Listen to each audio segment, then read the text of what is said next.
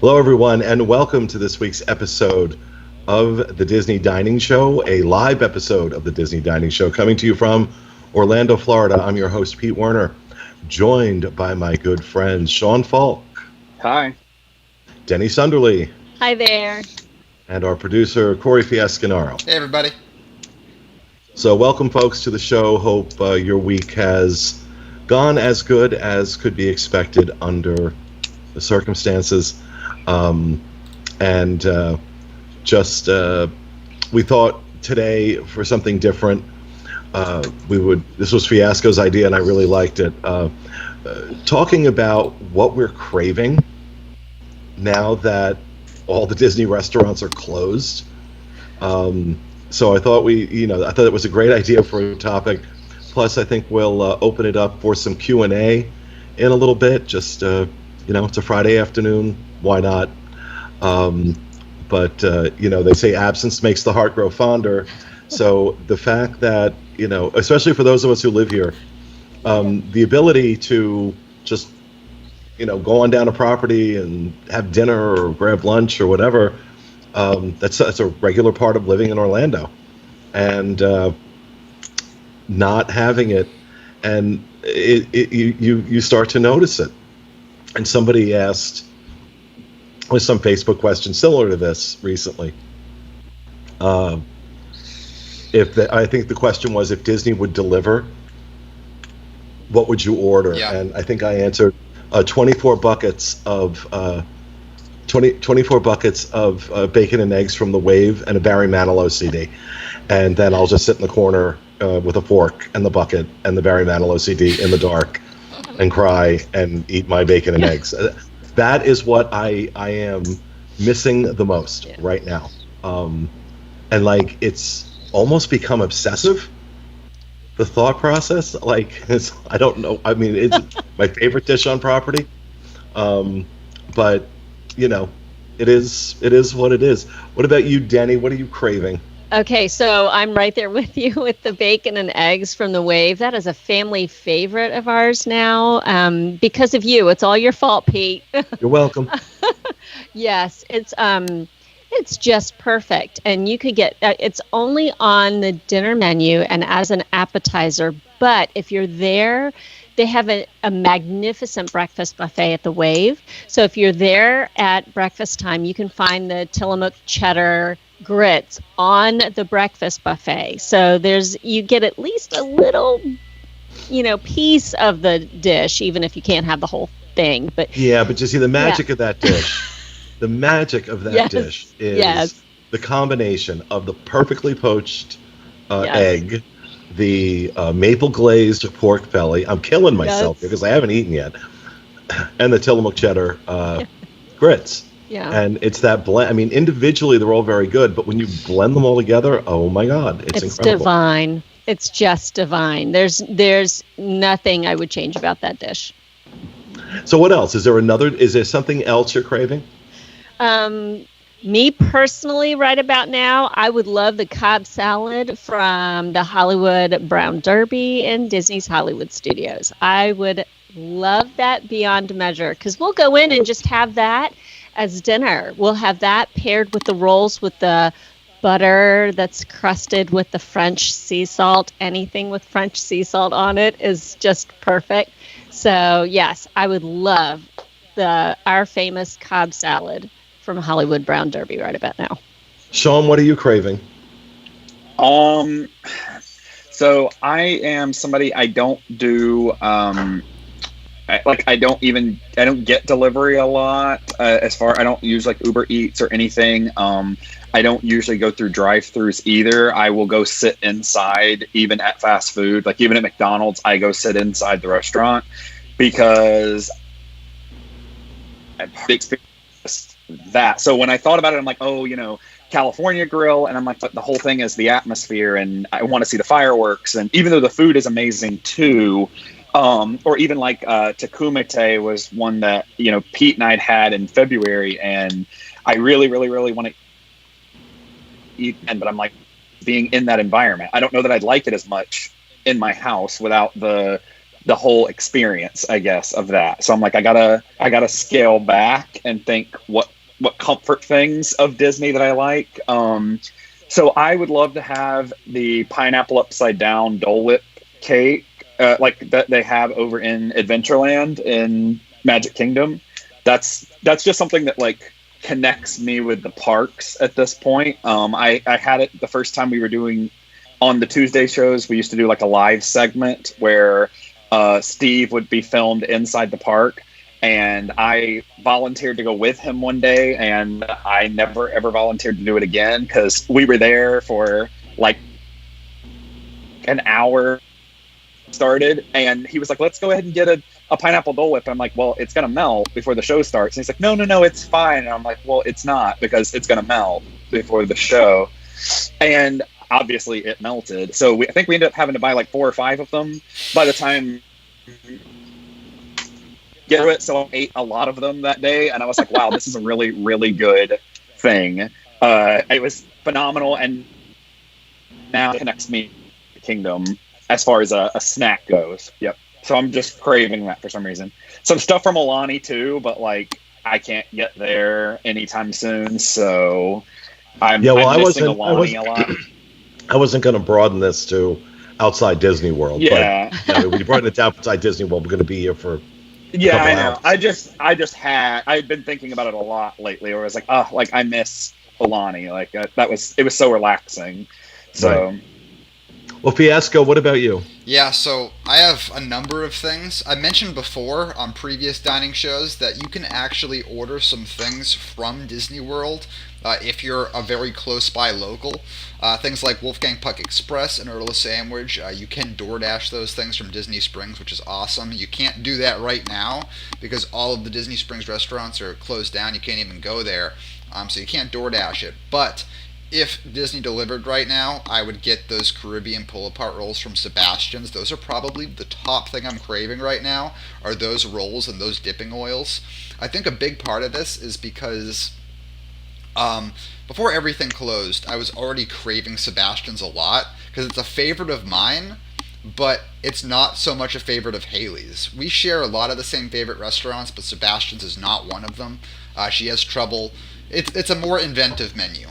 Which I give Disney credit for, but it's not for everybody, and for my wife specifically, she's had a hard time finding something for an entree that she really likes there. But the Caribbean pull-apart rolls, I have not heard a single bad thing about them. And if I could get those delivered right now, Disney would be easily making $100 a day off of me, because I would be ordering four orders of them for lunch and dinner, eat them throughout the whole day, and just keep them coming. Just literally keep them coming. Okay. But besides that, Dole Whip for sure. I know there's recipes of how to make your own Dole Whip online. I've never tried it, but I have tried Dole Whip from other locations like Menchie's and stuff like that, and other ice cream stores that get it for limited time offerings and things. But it's just never the same. Like, it's just like, even like getting a Dole Whip in Disney Springs. It's just not the same as getting it at Magic Kingdom for me. Like it's like, or the Polynesian. I feel like the Polynesian and MK are on the same consistency, but all the other locations, like, it's great, it's Dole Whip, but there's just something about it that's a little different, and I'm craving a Magic Kingdom Dole Whip right now, like, a lot. Besides that, unlike Sean, I have utilized DoorDash, and there is one place off property that I do fancy a filet at that I've gotten. I know there's places I haven't tried yet, like Linda's that Pete swears by, but I do like my Outback Steakhouse here in Kissimmee. I have DoorDashed them recently. But besides that, I mean, I'm really craving a Disney steak. I don't know what it is about Disney steak, but it tastes a little bit more magical than your everyday regular steak. So I'm really, really craving that. I'm not going to go that far. I'm not going to go that far. I would also say I'm really, really, really craving the cornbread and salad at Hoop-Dee-Doo. I love that. I always fill up too much on it anyway, and that could be a whole meal for me. Well, I was eat that and survive off of it this whole time. I was thinking, as we were talking, I started thinking about the Hoop-Dee-Doo cornbread, because I have the recipe for that, and I've made that many, many times. I always make it especially over the holidays, and it comes out exactly the way it does good. Yep. for Hoopty too. But also that teriyaki sauce they use at Ohana is also easily made at home. So I think I'm gonna after this I'll put something up. I'll post both of those recipes for anybody who doesn't have it, because those are things that you can easily order from like Instacart or a grocery delivery service. There's no exotic, a lot of the Disney recipes, there's going to be stuff in there that like, okay, I'm not getting that at Publix. But those were definitely two. I mean, there's more than that, but those are the two staples that I've used multiple times. So now I'm going to have to go make those things because I'm talking about them. And I should never, I've learned this over the years, I should never do the dining shows hungry. Yeah. No. But that's exactly right. I got a question from chat real quick that I'm curious on all y'all's opinions about. I'll bring it up right now. Anyone craving Beverly? So this is something that I don't know. Maybe you can still get it on the top of the Coca-Cola building, but with Club Cool closed, we're unable to get all of our favorite free sodas from around the world. Beverly, not my favorite. I don't like Beverly at all. I know some people say, "Oh, I love it," and I think all the people. The only people. Hold on. Let me just jump in here. The only people craving Beverly are the same people who are craving getting coronavirus. Okay, because you have like, let's just Beverly's a skank, and that's her soda. I don't. We talked about it when we went to Italy because I never saw this drink anywhere. Okay. I never saw it on a menu. I'm like, it's not a popular drink even there, so I don't know how it ever made it onto markets or what the market is for this drink. I'm not sure. You might have better luck at the World of Coke in Atlanta. I don't know if you're trying to do that. They also have like 200 flavors, so you can really broaden your horizons even beyond Club Cool. But I don't think anyone's craving Beverly. I'd be really surprised if they were. That's an odd question to come in from chat. Sparberry was always my favorite at Club Cool. It was never Beverly. Yeah, mine's gotta be Inca Cola. Inca Cola is fantastic, and you can also get it at Publix, which is even better. Yep. Yep. We did have the Japanese carrot one. I can't remember. Beta something. Yeah. I think it was like Beta Veggie's pretty good too. Or whatever. There was a question that came in from chat from Clarissa who asked if when we want to pig out, where do we go? For me, that's Trail's End, hands down. I love Trail's End, and I love all the choices that you get. And there is something literally for everyone on the menu. Well, Trail's End, I definitely agree with that. Trail's End, not just the amount of food, but the variety of it makes it a really good place to go to pig out. But I also feel that way about Ohana, because they'll keep bringing more back. I mean, sometimes you have to rough up the servers, to get their attention or stop them from pushing you out the door. But that being accepted, Ohana, I really like it when you're staying at the Polynesian and you can order Ohana from room service, and then you can just be as disgusting as you want. No one's judging, and there's nobody to judge you. Yeah. In your bathrobe. In your bathrobe with the Barry Manilow playing in the dark. Okay. But for me, it's so that. Yes. Yes. Sorry. For me, it's Garden Grill breakfast, hands down, and that's actually probably going to be my first meal when everything reopens. Is Garden Grill breakfast. So I've actually ruined my day with Garden Grill breakfast before. Completely ruined my day one vacation.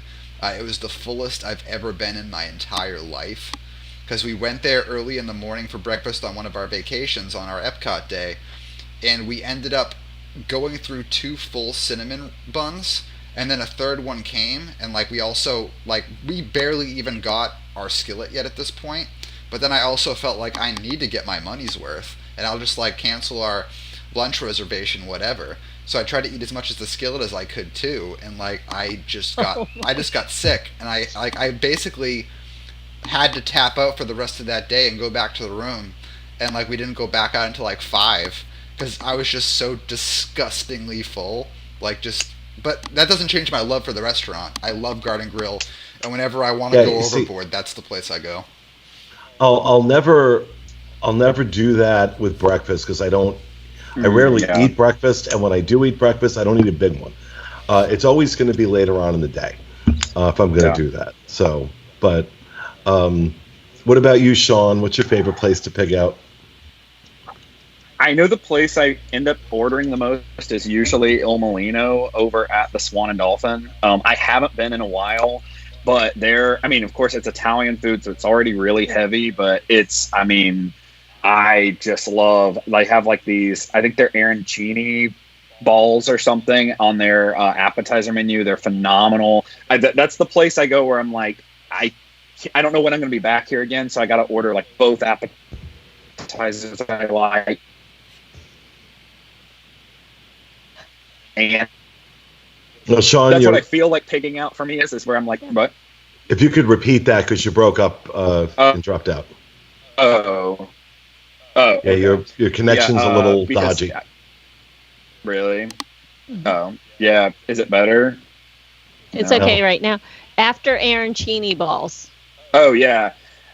So I would get that. I'll get like 2 appetizers, a full entree, the whole 9 yards at that restaurant. So that's the one where I'm like, this is picking out because I'm like, I'm gonna buy all this stuff because I'm so scared that I won't be here for a while. So I need to go ahead and buy what I can and eat it. And that's the few that I'm like, okay, let's go crazy.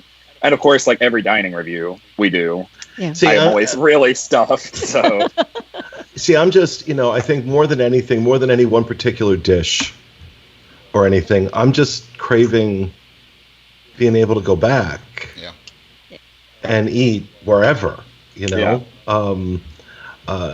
that's the weird thing is that it's not, it's been going on week 4 now that I've been in the house. I've gone 4 weeks before without going onto property to eat. And never felt like, oh God, I need to get down there. So it is definitely that aspect of you can't. Right. That I think is like making me like, all right. So I think we're going to have like a bazillion dining reviews in the week after Disney reopens because we're all going to be on property eating.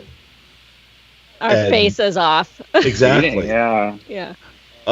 So Danielle is asking in the chat, what cliche snack are y'all missing, even if you normally used to pass it by? Cliche snack. Yes. Well, Fiasco let off with Dole Whip, and that's as cliche a snack at Disney World as you're going to get. But I'm trying to think. I usually don't pass by Dole Whip, though. It's cliche. Yeah. It's like it's right there with the cliche snacks. But like I'd say, at least 33% of the time, 1 out of every 3 Magic Kingdom trips, a Dole Whip ends up in my hand, which I think is a pretty good average. Okay.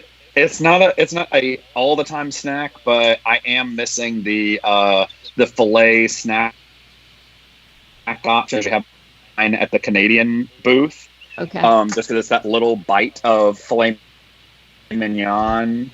It's not having to go. I mean, don't get me wrong. I would love to go sit and have a full meal at Le Cellier, but that one I can't get all the time anyway. So I could not get it even if the parks were open, but I could go for one. And I really have to thank you because now cheddar cheese soup and pretzel bread is in my head. Yeah. Because that's something you can get from that. You can get the cheddar cheese soup anyway from the kiosk during Food and Wine. But yeah, let's add that to the list of things I'm craving now.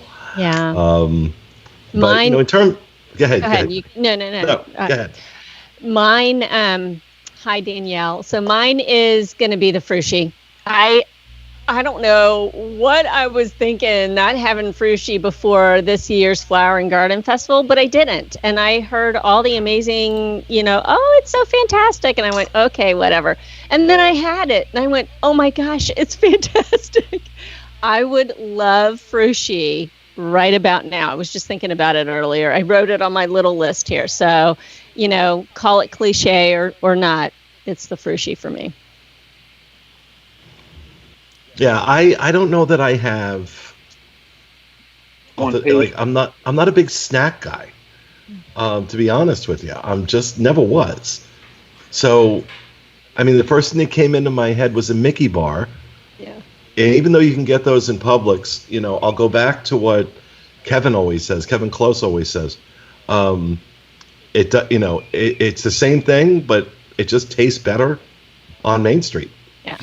Yeah. There are certain foods that are definitely made better by the atmosphere that wouldn't hold up quite as well outside. Oh, of yeah.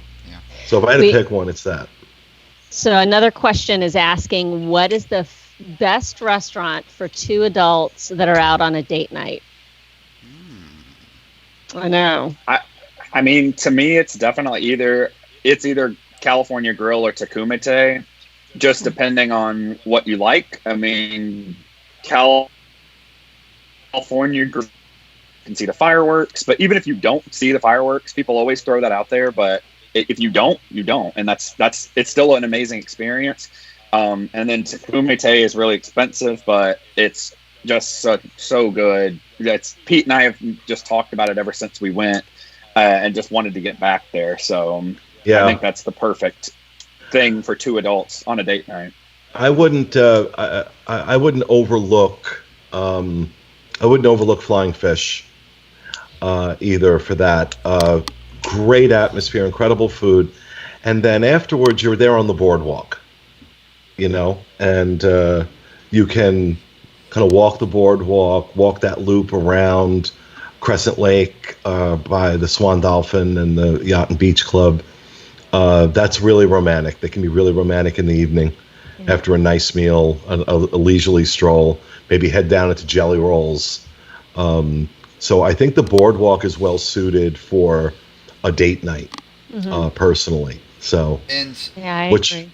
What's your answer to that, Fiasco? I can't speak to Takumite because I haven't been there, but for me, I'd have to ask you a follow-up question and ask if you want to dress nice. If you want to dress nice for the restaurants I've been to, I'd definitely say California Grill or maybe even Citricos. However, if you want just kind of like a leisurely date, because not all dates have to be like a nice dinner, I wouldn't overlook Geyser Point. I think it's a nice little quiet, secluded place in Wilderness Lodge with a fairly affordable menu. It's nice. It's a nice, beautiful open space. You can get a little private table, looking out at the lake, like away from like the actual bar area too. It's really, really nice. And I mean, the difference is you can feel comfortable in your regular park clothes or whatever you're wearing, and the bill's gonna be like $25 opposed to like $100 plus whatever your bills ends up being at California Grill. So it depends. I think it depends on the person, but those are some of the options I would go for.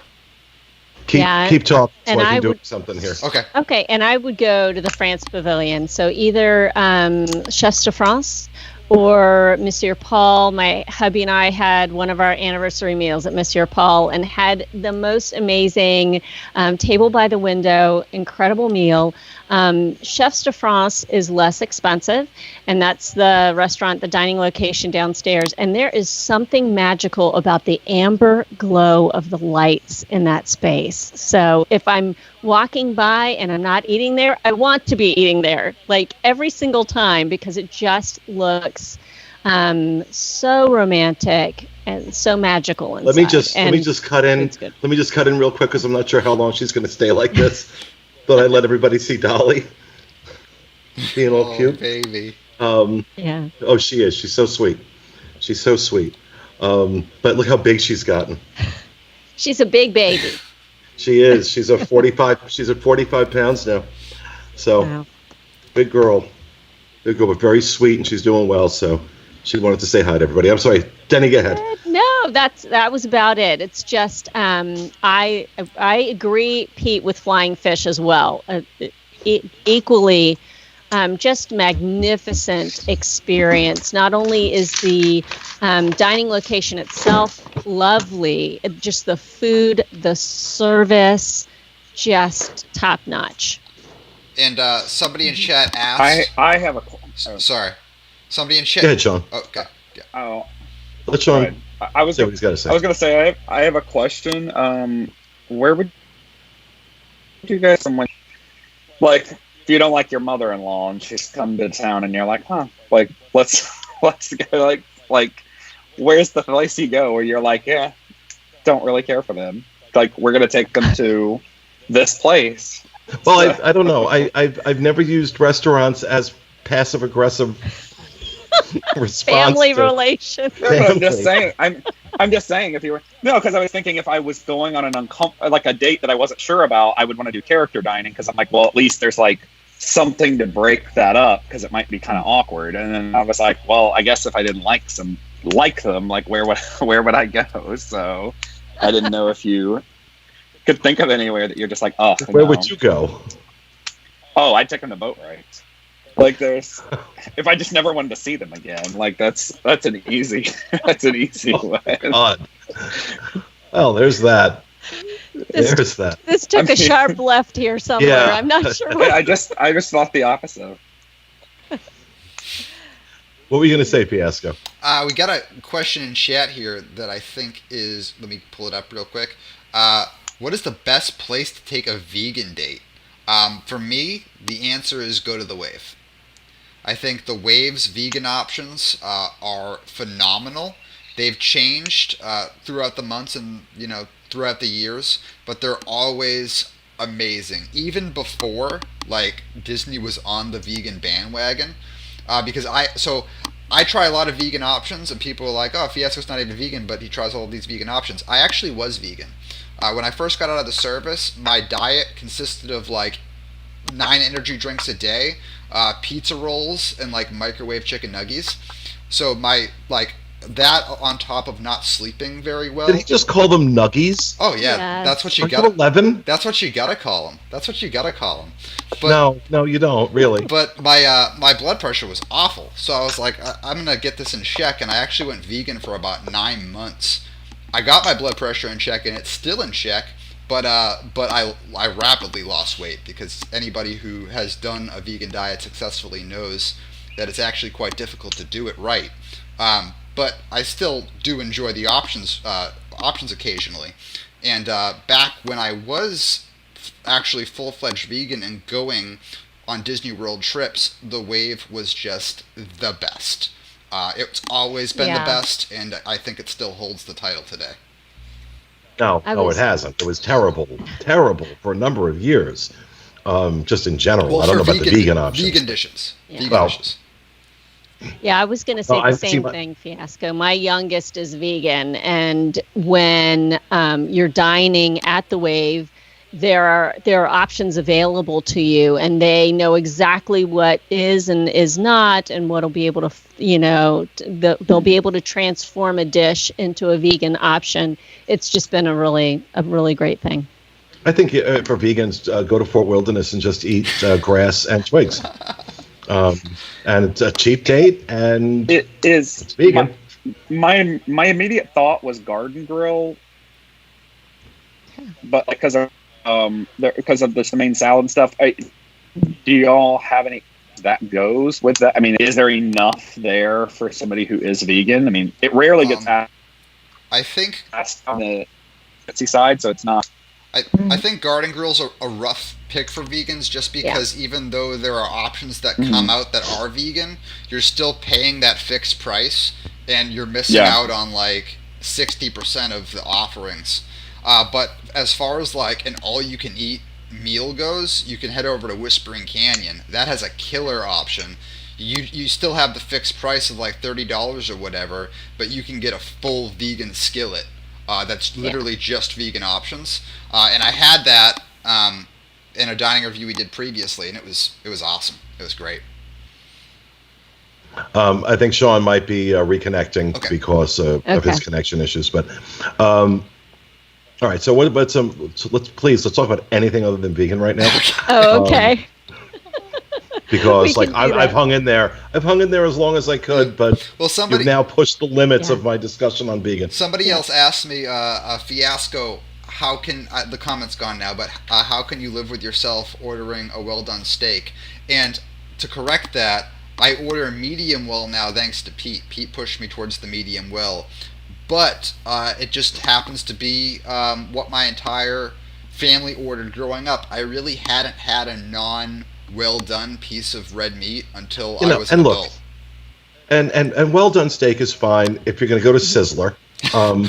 But if you're going someplace and you're going to spend $50, $60 on a steak, you are destroying it by cooking it well done. If you are that concerned about medium temperature meat, then you probably shouldn't eat it. But I mean, I think for some people, well done, if you like well done, and that's just fine. I'm just saying. But generally speaking, for a good steak, you're just destroying it by cooking it well. Personally, I think for some people, it's the taste of blood they don't like. I mean, my family, they always cooked well done steak.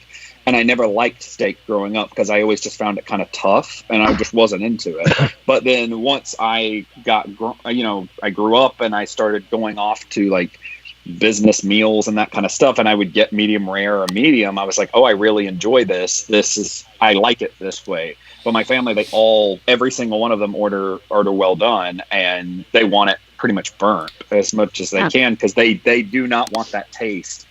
They say the blood is like a metallic-y taste, and I'm like, I don't get that, but like I guess. Okay, I don't particularly care for the taste of blood either. What with not being a vampire, but I've never identified. I don't eat rare meat. I don't like rare meat. But I always order it medium. I've never once felt like, wow, I really taste blood here. So I don't know. For me, I don't. I think rare, you might get some of that juice, but to add a bit more perspective to it from like somebody like myself, who, like I mentioned, I was vegan at one point. So like that 9 months that I was vegan, when I came back off of being vegan, like it was not just an easy transition. It wasn't just like one day I was like, I'm going to eat everything I used to eat again. It was kind of a difficult transition, and like certain things did make me sick. But even like still to this day, if I get like a tough piece of chicken, like a piece of chicken that might be a little bit like rubbery or tough, like some people might just be like, that's gross, like that's not a great piece of chicken. For me, it's like gag inducing. It's disgusting. But we're kind of getting off the rails here for as far as cravings and talking about things we don't like. But as far as like steak is concerned, I like when I can just like it's just like a soft, tender piece of meat, opposed to like something more gamey and tough.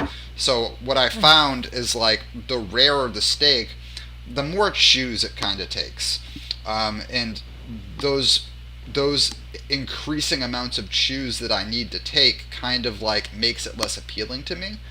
So yeah, just kind of a little bit of perspective from me on that.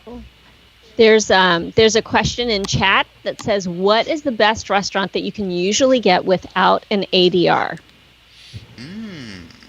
I mean, you're talking about walk-ups. Well, here's the thing. There's a lot of restaurants you can get without an ADR if you're willing to eat at the bar. So seating at the bar is never is never reserved. So it's first come, first serve. So when Emerald's used to be open over at City Walk by Universal, that's pretty much what I would do. I would just do a walk up and sit at the bar. Shy of that, the Wave is usually, I hate to keep pushing the same thing, but the Wave is usually readily available, and the fact it's always available. Yeah. It is. The fact that it is 5-minute walk from the Magic Kingdom, from the front gate of the Magic Kingdom, It's a great place, just even for breakfast, lunch, or dinner. Go, just take a break. It's easy enough to walk over there. Grand Floridian Cafe is another one. If we're talking about the Magic Kingdom area, Grand Floridian Cafe is another one that's pretty easy to get into. Morocco, I'm pretty sure Morocco and Epcot will pay you to come and eat there. Because it's almost always empty. That's one you literally can just walk up and be like, we want to sit down. Like, because they get so excited. There are some where they, if they'll say like, oh, you still need a reservation, and I'm like, okay, so I'll like have to pull up the phone and just click, hey, 5 minutes from now I have a reservation that I just made. But in Morocco, they definitely are like, nope, you can sit down right away. They literally just write it down. They're like, yep, let's go, sit down. Yeah, it's also empty. Mama Melrose, as far as Hollywood Studios, is usually the most available there, except like Sci-Fi Dine-In. But of the other restaurants, Mama Melrose more than likely is your best. And I can't think of anything for Animal Kingdom really. That's I don't know. I think Sanaa's probably at Animal Kingdom Lodge. Sanaa's probably Sanaa, fairly easy to get into, but I think there were times where even that's a challenge. Pete, I agree with your list completely. With what Grand Floridian Cafe, both that and the Wave are two of our regulars that will kind of pull up. Grand Floridian Cafe is number one regular that will kind of be able to pull up and grab. And I even have the miso glazed salmon on the list of things I'm missing right now. So that miso glazed salmon at the cafe, I love it. So those are fantastic options. And of course, there's plenty of counter service. You don't need an ADR for that is starting to rival some of the sit down experiences that you can have on property. Something like Satuli Canteen, you actually feel like you are eating something that is just legit good because it is. It's legit good. And you don't have to stress over having an ADR. So. Yeah, I agree. Yeah, the list that you guys plugged for the Wave and Grand Floridian Cafe was literally exactly what I was going to say. I would add Sebastian's to that. And mainly I would just say if you're here on Disney property on vacation, you didn't book an ADR, and you're really wanting a good dinner, I'd say look towards the hidden gems at the resorts. Look to the resorts. The most popular options in the parks are going to book out the fastest, and a lot of times, like even on the busiest times a year, you'll look at the app and you'll see the Wave's available, Grand Floridian Cafe is available, Sebastian's is available. Lately, I've seen Kona is available. I've always said that Kona is not my favorite. I did try it actually. The last sit down experience I had before Disney closed was at Kona, because I've been saying I'm going to go back and try it, and I did. And the jury's still out. I'm going to try dinner, but I didn't love my lunch entree. But the wings are great. Wings are great. Oh. Okay. I know my connection's not great, so you might be able to hear me. But it's better now. It's better now. Okay. It's raining, so I don't know if that has something to do with it. But if you're with kids, I think I tell a lot of my clients a really great option is the food court at Art of Animation. If you're staying at Pop Century, honest to God, even if you're staying over at Riviera, I would still get on the Skyliner and go over to Art of Animation and eat at the food court with my kids before I'd eat at the quick service option at Riviera.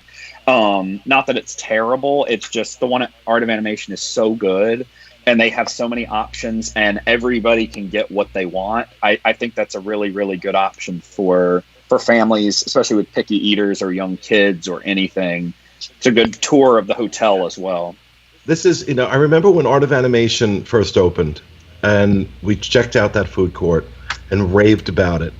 And I remember saying, I don't know if it was on a show or somewhere, saying that, I think this is going to be the wave now of food courts moving forward, and that they would retrofit existing food courts because it was so successful and everybody loved it. And I'm really surprised that they haven't. Mm-mm. I'm really surprised that they haven't, because anytime you talk about food courts in any informed circle of people, anytime you talk about food courts at the resorts, Art of Animation's always like the first thing out of people's mouth. Yeah. How good it is. Mhm. I don't know why they haven't. Why they haven't kind of replicated that model more. Because it works. So I was always surprised by that. So Pete, Paul Krieger wants to know if it's Paul Krieger. Say his name right. Paul Krieger. I'm sorry, Paul. I'll pull his comment up on the screen right now. He wants to know that would you eat that meatless sloppy Joe again if you could go to the parks right now? You're gonna take one for the team, Pete? No, because if I could go to the parks right now, I'd get coronavirus. So, look, that when I tell you that meatless sloppy Joe at Cosmic Rays Rays was arguably the absolute worst thing I've ever tasted anywhere at any Disney anything in the world ever. Okay, I don't want to oversell that reaction, but that is exactly how bad that was. And it's not that I am averse to a meatless dish, because by contrast, maybe not even a week before I had that dish, I ordered at the Wave, the tikka masala at the Wave. Mm-hmm. And I wasn't reviewing it. I had tried it when it first came out, and I ordered it as a second dish because I wasn't going to take the chance. I wanted to eat, so I wasn't going to take the chance that it wasn't going to be any good. It was so good, I ended up eating that. And then the next time I went back to the Wave, I ordered that as my main course. So I will eat it when it's good. Mm-hmm. This was like dog food and barbecue sauce. Really, and it surprised me because every vegan option that I have tried, to be completely honest, all jokes about vegans aside, everything I've tried as Disney has started this new trend has been excellent. Mm-hmm. And then there was barbecue Alpo. And so, no. Well, if you're looking for a barbecue plant-based option when the parks are open again, go to the American Adventure in Epcot and to the Regal Eagle Smokehouse and get the new barbecue jackfruit burger. It is so good and completely plant-based. So if anybody out there needs an option that's barbecue and plant-based, that's a good one. So a big question on multiple people's minds right now is when the parks reopen, where is our first stop? Where's the first place we're going to go? I know for dining? Just like what's the first park we're each going to go to? I'm missing Epcot the most right now. Yeah, mine's Epcot. I started with I'm definitely going to Epcot. I'm definitely going, especially if Flower Garden's still going on near the back end of it. Catch one of the last days of it or whatever. But I'm starting to lean more towards Magic. Like as every day progresses, I'm like, no, I think the first place I'm going to go is Magic Kingdom.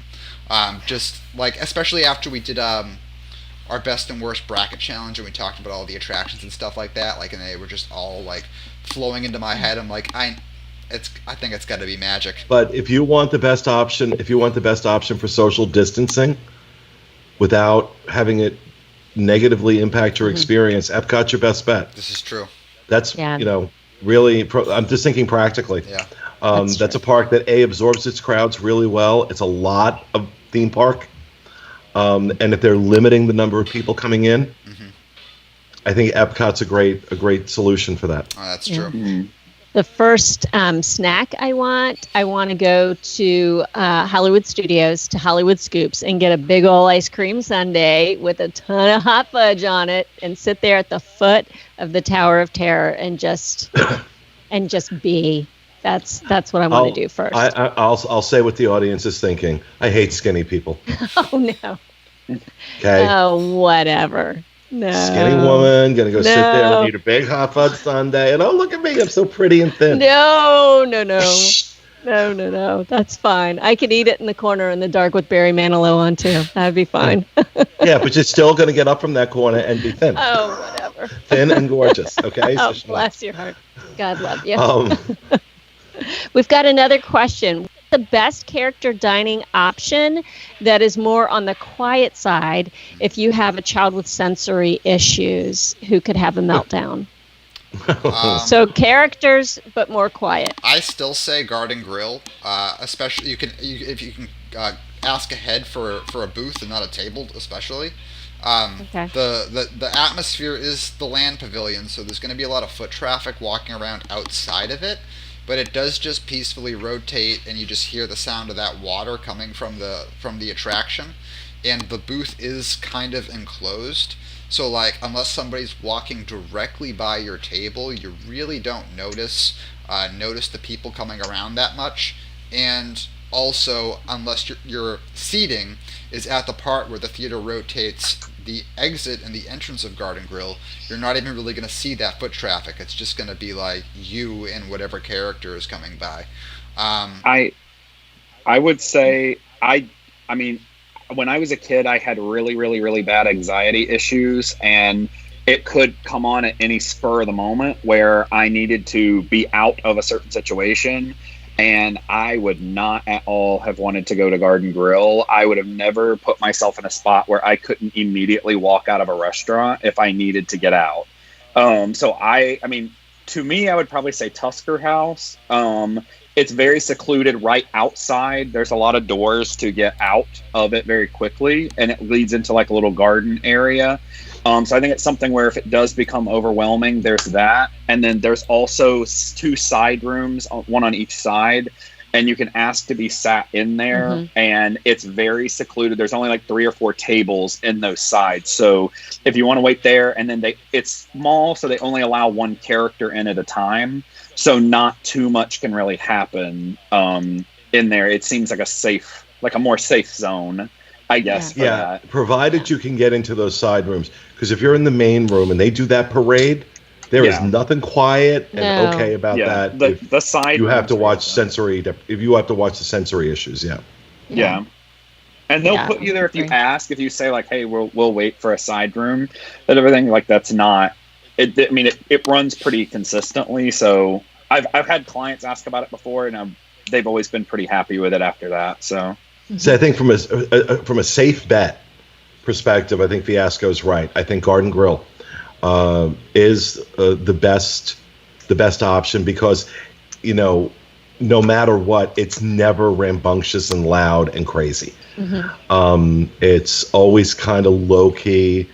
Character interaction there is phenomenal, and the food is really good. So, on all, because Tusker House is my favorite in terms of character meals, to be honest. But if the noise and the sensory issues are an overriding factor, then I think Garden Grill is your best bet. I would agree with that. And you can kind of send a quick little quiet message to the characters that, please not to stop if your child is having a bit of a tougher time in that moment. And like Pete said, there's, they're not waving napkins over your heads. There's no napkin waving happening at Garden Grill. So I would agree. A lot of people in chat are asking what about Topolino's, and while I think we're all here a fan of Topolino's, I personally love Topolino's. I've been there like 4 times now. Every time it's been a good experience. I don't think the character interaction would be friendly in this situation, just because like every 30 minutes randomly they like break out into song and they're like da, da, da, da, da, da, and they're like running around and they're doing a dance and they're running up to you, and it's also open concept, so you just always see all the people, which can be a little probably anxiety inducing. So I probably would avoid Topolino's. All right, let's take one more before we wrap up. Let me see. I've got one if you want it. Yes, fire away, Denny. Okay, best dessert at a sit-down restaurant.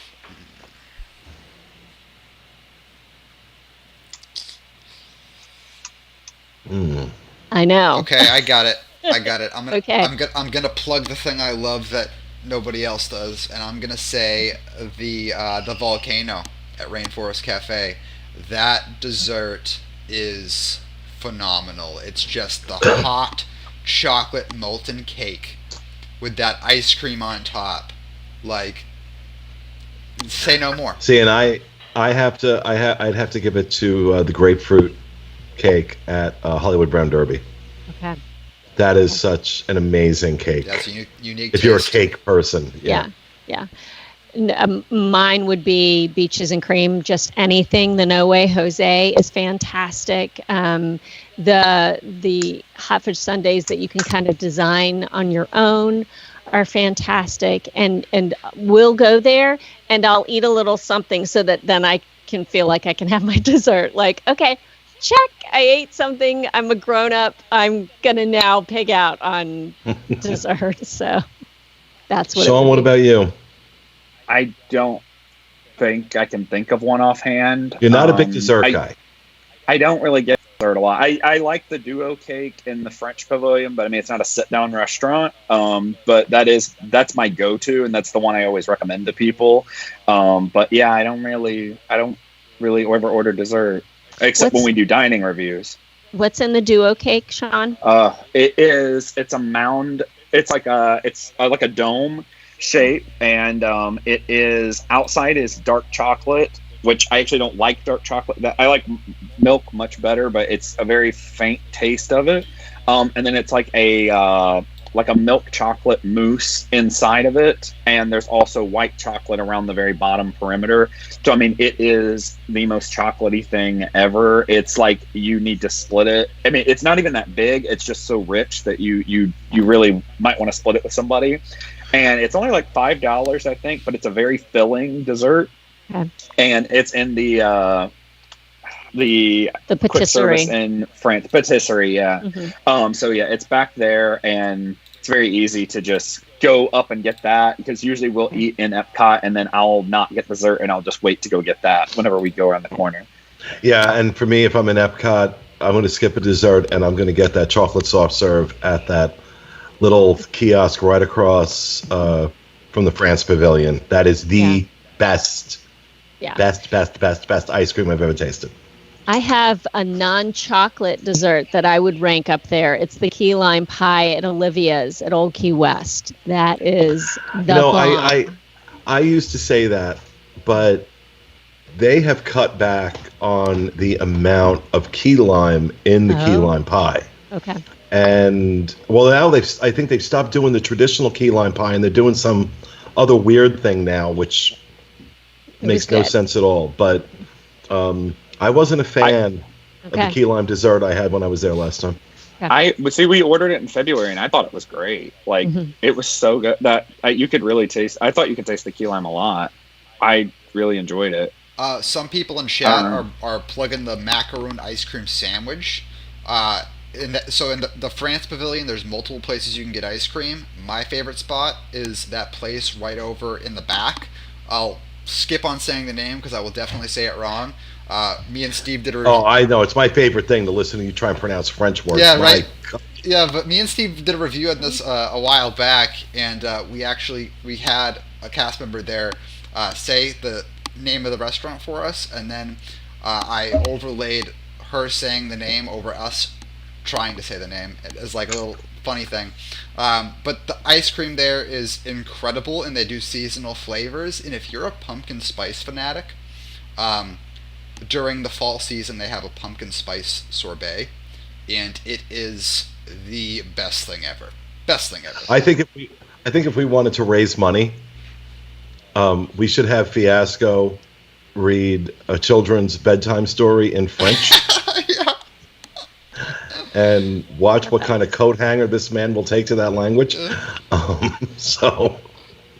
Not good. I was thinking about that yesterday. You said a French word, and I'm like, oh my god. Yeah.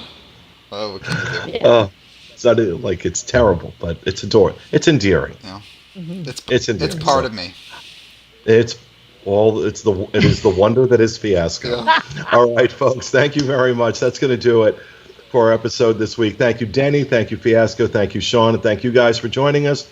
We hope you enjoyed it. We'll see you again next week with another edition of the Disney Dining Show. Have a great week, folks.